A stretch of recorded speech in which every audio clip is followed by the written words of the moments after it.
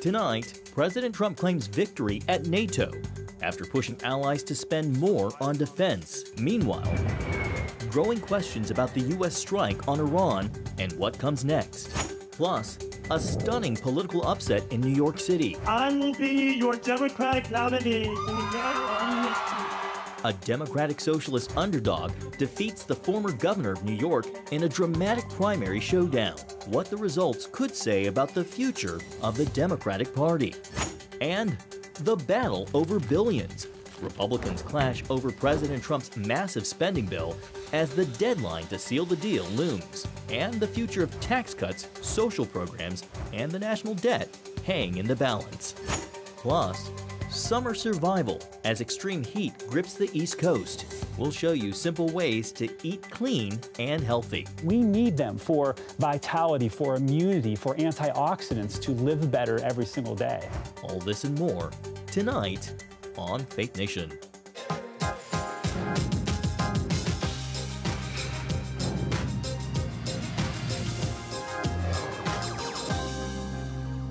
Tonight, renewed uncertainty in the Middle East and new questions about America's next move. Welcome to Faith Nation. I'm John Jessup. Well, according to President Trump, the U.S. and Iran will hold talks next week. Yet at the same time, he's downplaying the need for a nuclear deal at all. The announcement coming days after unprecedented U.S. strikes on Iran's nuclear sites over the weekend. While at the NATO summit, Trump pushed back on a leaked U.S. intelligence report that claims the strikes set Iran's nuclear program back by only a few months. The Defense Intelligence Agency now says that report was just a preliminary low-confidence assessment. Israel, meanwhile, is going much further. Its atomic agency now claims the joint strikes have set Iran back years, although the IDF and intelligence services are still investigating the full extent of the damage. Also tonight, as a fragile ceasefire between Israel and Iran holds, Tehran is promising to rebuild and regroup. So to help break down what's at stake, let's bring in our expert panel, CBN White House correspondent Kelly Wright, and here with me in the Virginia Beach studio, senior international correspondent George Thomas. Welcome to the both of you. Kelly, to you first. You've been following the president's remarks at the NATO summit where he again addressed concerns about the success of this past weekend's strikes. What was the president saying today? Oh, John, good evening to you. The president stood firm on his initial statement that he made about Iran's nuclear facilities in stating that they were obliterated by the U.S. attacks. He talked about how the Israel Atomic Energy Commission, just as you stated, and even Iran agree that Iran's nuclear facilities, including Fordo, were devastated. The president also stated that Iran's nuclear facilities have been set back for many years to come. He chastised some members of the media today for not focusing on the success of the mission, as well as acknowledging the brave pilots and submarine crews that carried out the attacks. Here's more of what President Trump had to say about the historic attack on Iran. As you know, last weekend, the United States successfully carried out a massive precision strike on Iran's nuclear enrichment facilities, and it was very, very successful. It was called obliteration. No other military on earth could have done it, and now this incredible exercise of American strength has paved the way for peace with a historic ceasefire agreement late Monday, and we call it the 12-day war. They're speaking at So the president basically believes that he did the right thing in attacking Iran, John, and basically chastised some members of the media for failing to acknowledge what the brave pilots did.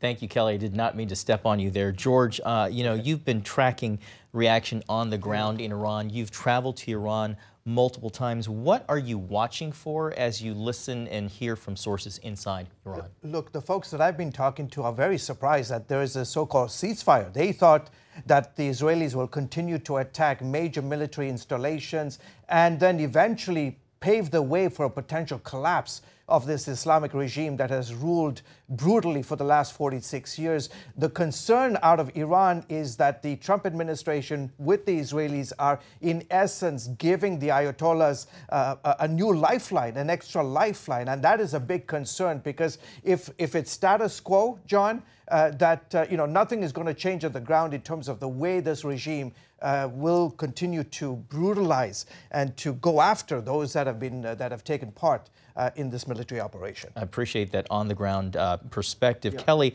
as for the ceasefire between Israel and Iran, we've made it through day 2, approaching day 3. How confident are officials that this pause will hold and isn't just a temporary lull? The president stated today, John, that he believes it will hold. At least he's hoping so. He's holding out hope that it will do that. He stated that. He says, who knows, Iran may try to get back in the game of uranium enrichment and rebuilding. He says if that were to occur, and we're hearing that reports that they are determined to do that, that the United States will act. He or a future president will do that in order to stop uranium enrichment going on in Iran. He believes, as he's always stated even before running for president, that Iran cannot have a nuclear weapon. And getting to George's point real quickly about what's on the ground in Iran, the question is, are the Iranian people really hearing the absolute truth and nothing but the truth about what happened?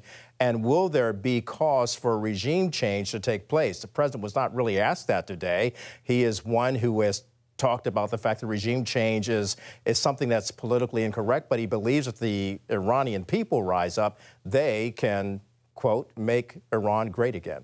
You know, speaking of President Trump, I want to bring in Vice President Vance is now publicly defining what he calls the Trump doctrine, a mixture of diplomacy, overwhelming military force, and a quick exit. George, what do you make of the emerging doctrine, and how will that play out, do you think, in the Middle East? Yeah, the last word right there in your script, quick exit. I mean, I think that's something that previous administrations have grappled with. When you go back to the Iraq War, Afghanistan, that quick exit wasn't part of the calculation. It's been a long, drawn-out involvement. And what you see with this particular administration is Trump has always said from the beginning, I do not want to get troops involved. I don't want a long, drawn-out war. To the Middle East, the autocratic leaders that rule this part of the world, they would welcome that. They don't want a regime change. They would rather do a quick exit. But for the people on the ground, those who suffer under the tutelage and the dictatorial themes that run through these Middle East countries, that is not what they want. And clearly that's what the Iranians today are very, very concerned about. And real quickly, over lunch, we were talking a little bit about this. Give us maybe a little bit of a statistical breakdown of the percentage of Iranians who want that change and those hardliners. Yeah, I mean, I think there's no very verifiable surveys done in Iran. It's very, very difficult. But what people have always said, roughly about 20% of the Iranian population support this particular Islamic regime. The overwhelming majority, 80%, want freedom. However, very big caveat, they do not want the Israelis nor the Americans to come in and get themselves involved and entangled. They want to do it themselves, and they're ready to rise up. Hopefully we'll see that. We're not sure, but they don't want the Americans because they have the Americans have a very checkered past when it comes to involvement in Iran. Kelly, before we go, I want to mention this. So the president walked away from the NATO summit with what he's calling a major victory, allies committing to a dramatic increase in defense spending. How is the White House framing this particular moment? As a success story that he went to the Netherlands. He appeared at The Hague and spoke to members of NATO. He has always wanted to get NATO allies to increase their defense budget by 5%. And most of the countries, with the exception of Spain, have agreed to do just that. They'll do it over a period of time, 2%, 3%, 4%, ultimately 5%. And with regard to Spain not doing so, the president states that he will take that up with Spain when he enters tough negotiations on trade with Spain. A venerable panel today with some veteran journalists, George Thomas and Kelly Wright. Thank you both for your time and insights. You're most welcome. Well, in other news, Democrats in New York have selected their candidate for mayor Tuesday. Zohran Mamdani is a self-described democratic socialist who supports freezing rents, free busing, and city-run grocery stores. He defeated former New York Governor Andrew Cuomo. Mamdani was born in Uganda and raised in New York from the time he was 7 after his family relocated. He's been criticized, though, for comments appearing to support the slogan, globalize the Intifada. Jewish groups say that chant has fueled anti-Semitic attacks. Well, here to discuss the broader political impact, our resident New Yorker and chief political analyst playing double duty tonight, David Brody. David, welcome to you. So, Mamdani's election is a bit of a bit of an indictment of Trump, or is it an indictment of the old guard and Democrats like Andrew Cuomo who've been in politics since the 1980s, or could it be a little bit of both? A little bit of both. I think mostly it's about the fact that Andrew Cuomo is an extremely flawed candidate. He had a lot of baggage, COVID, and some of course, the sexual harassment allegations. So you put all that together with an upstart like Mamdani, and you have a powder keg there. I think that's part of it. But I also think the other part of this is crucial, and that is the endorsement by AOC and Bernie Sanders and the movement of the far left in the Democrat Party. We knew it was far left. This is pretty much a ringing indictment, or I shouldn't say an indictment, but a ringing suggestion that indeed the far left rules the Democrat Party. No doubt about it. David, so moderate Democrats say Mamdani's election has the potential of blowback if Democrats can't deliver on big promises like the free bus rides and universal child care. But we typically know politicians make big promises and don't deliver. That happens all the time. So how is this any different? Well, look, here's the problem for Democrats.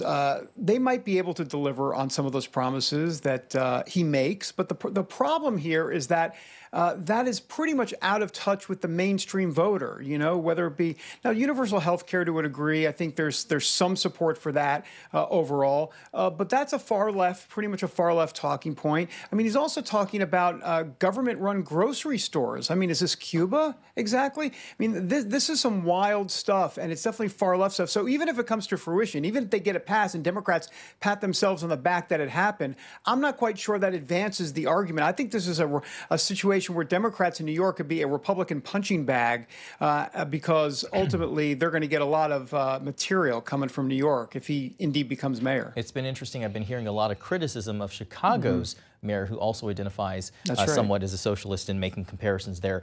David, New York City, as you well know, has the largest Jewish population in the world outside of Israel. Mamdani has been a vocal critic of Israel and the war in Gaza, even accusing Israel of genocide. So what do we know about Jewish New Yorkers? We know that they're not a monolith, but could these comments impact their votes? Well, this is my daily double answer, John. I'm from New York, and I grew up Jewish. So I think I have a corner on the market of truth here. A couple of things to point out, and I kind of delved into the numbers, and I don't want to geek out. Go ahead and geek out. Oh, well, okay. Thank you, John, for giving me that opportunity. Look, out of the 1.4 million Jewish voters in New York, about 20% of them are of the Reform Judaism movement. That's what I grew up in. In other words, very liberal Judaism. 46% don't even identify as Reform or Orthodox or anything. They're just kind of out there, just secular, not really doing anything. So if you put 46% and the 20% of liberal Jews together, that's 66% of folks that, quite frankly, are not fans of Netanyahu, not really that big fans of Israel, even though they're Jewish. I know that kind of freaks a lot of people out and people can't understand it, but that's the truth. And that can give oxygen to Mamdani here. I think that's key. And as I look a little bit closer at the numbers, and once again, this is the geek out part, but the Orthodox community represents about 19% of Jews in New York. And Borough Park is a good example. So Borough Park is in Brooklyn. Okay, Mamdani lost that to Cuomo, like 80% to like 10%, something like that, roughly. Okay. So the Orthodox Jews are showed up for Cuomo. They're voting against Mamdani. The problem is, as I said earlier, it's the liberal Reform Jews and that 46% that don't identify with any sort of Jewish sect. Those are the folks that are pretty much, a lot of them are anti-Israel, even though they're Jewish. And that is something that Mamdani is taking advantage of. And that's the final word from our resident New Yorker and chief political analyst, David Brody. There it is. David, thanks for your analysis. You bet. Up next, spending showdown. Trump pushes his massive spending plan, but with Republicans divided, will his big, beautiful bill survive the Senate? Welcome back. The clock is ticking for congressional Republicans with just 9 days till their July 4th deadline to pass President Trump's big, beautiful bill. CBN Capitol Hill correspondent Michelle London joins us now in our Washington News Bureau with new changes in the package and how it could impact everyone in the United States. Michelle. Well, John, Senate Majority Leader John Thune plans to start votes for this bill on Friday. And as senators prepare to work into the weekend, Speaker Mike Johnson told lawmakers in the House to keep their schedules, quote, flexible, as votes could upend next week's House recess. Thune told reporters the bill contains significant tax relief that will help working families make ends meet. Listen. It locks in and makes permanent the lower tax rates that were part of the Tax Cuts and Jobs Act. It allows for a permanent extension of the expanded child tax credit, and it also makes permanent the increased standard deduction, which 90% of the people in this country claim.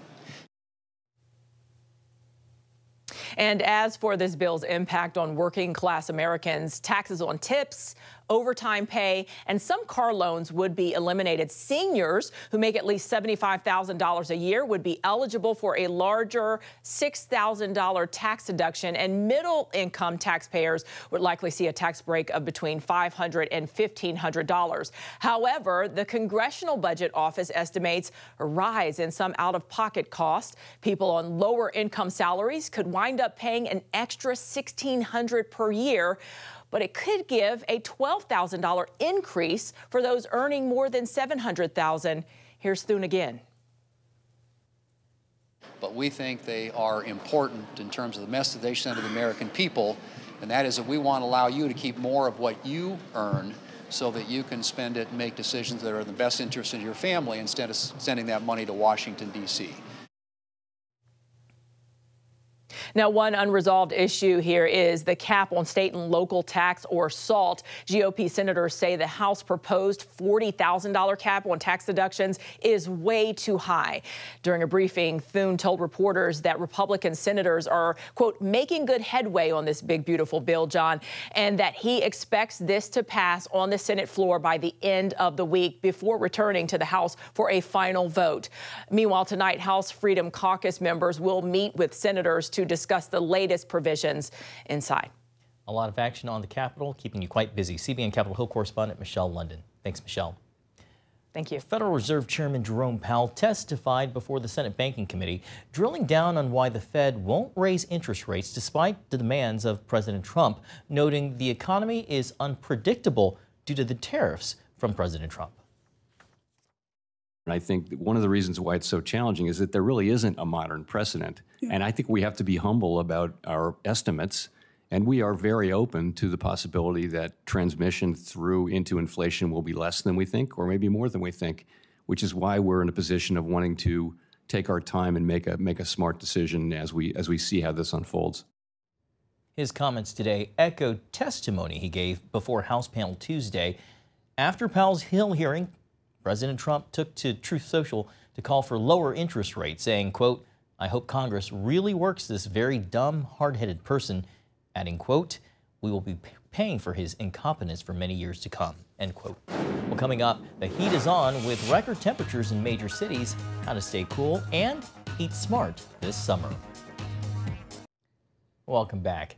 Extreme heat continues to bake the Northeast. Some cities feeling the hottest temps on record for the month of June. In Boston, thermometers hit 102 degrees. In Philadelphia, slightly cooler at 101. The hot weather slowing down trains as heat warped the tracks. And in New York City, it topped 99 degrees. In some areas, utility companies called on customers to cut back on their power consumption. The hot weather is expected to ease up later, fortunately, this week. And with temperatures this high, it's really not a bad idea to try to eat lighter, fresher meals to beat the heat. Summer is a great time to load up on fruits and vegetables, but health experts say how you clean them can be just as important as eating them. CBN medical reporter Lori Johnson has more on what you need to know and what to watch out for. Summer can be a great opportunity to take advantage of fresh fruits and vegetables. And we need them for vitality, for immunity, for antioxidants to live better every single day. Nutritionist Jim White recommends washing them right before eating, while some like to use baking soda, vinegar, or even a produce spray. White says simple tap water is all you need. The big important thing is about 20 seconds. You want to take your time. Some people just run it through really quick, and it just doesn't get enough of the pesticides and the residue off in the dirt. A produce brush can also help remove any dirt on thicker surfaces. You should still wash a rind you don't plan to eat because bacteria can get transferred to the edible portion, possibly causing illness. Symptoms can include nausea, vomiting, and diarrhea. Health experts say in a perfect world, all of the fruits and vegetables we consume would be chemical-free. Unfortunately, that's not practical for most of us, so it can be helpful to know which conventionally grown produce contain the highest levels of pesticides and which have the least. Avocados, sweet corn, and pineapple top the so-called Clean 15 list of foods containing the fewest pesticides. On the other end of the spectrum, strawberries, spinach, and kale top the so-called Dirty Dozen list.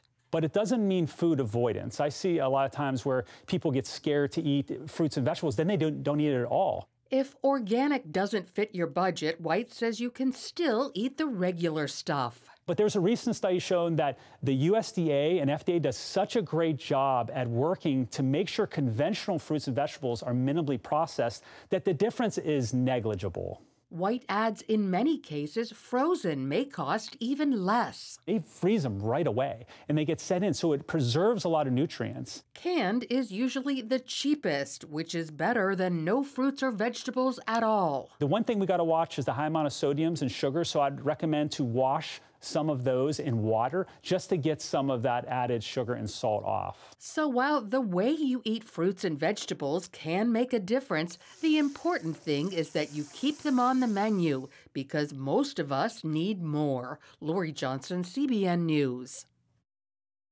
Finally tonight, an act of kindness from a boy's favorite baseball player turned a devastating few weeks into a moment of blessing. 14-year-old Aaron Campbell started building a collection of signed baseball memorabilia with his father back a few years ago, including a signed baseball from his favorite player, Mike Trout from the Los Angeles Angels. Well, last month, the family tragically lost everything in a house fire. Afterwards, Aaron's dad reached out to the Angels in hopes that they could help bring a smile to his son's face.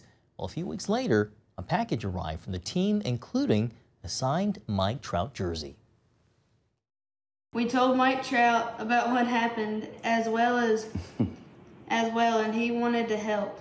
Yo, are you kidding me? That's awesome. Aaron's family also received packages of memorabilia from the Atlanta Braves and fellow collectors who heard about the story on Facebook. A reminder that there is good in the world, and what a great role model from the Los Angeles Angels. Thank you so much for watching this edition of Faith Nation. We hope to see you again right back here tomorrow. Good night.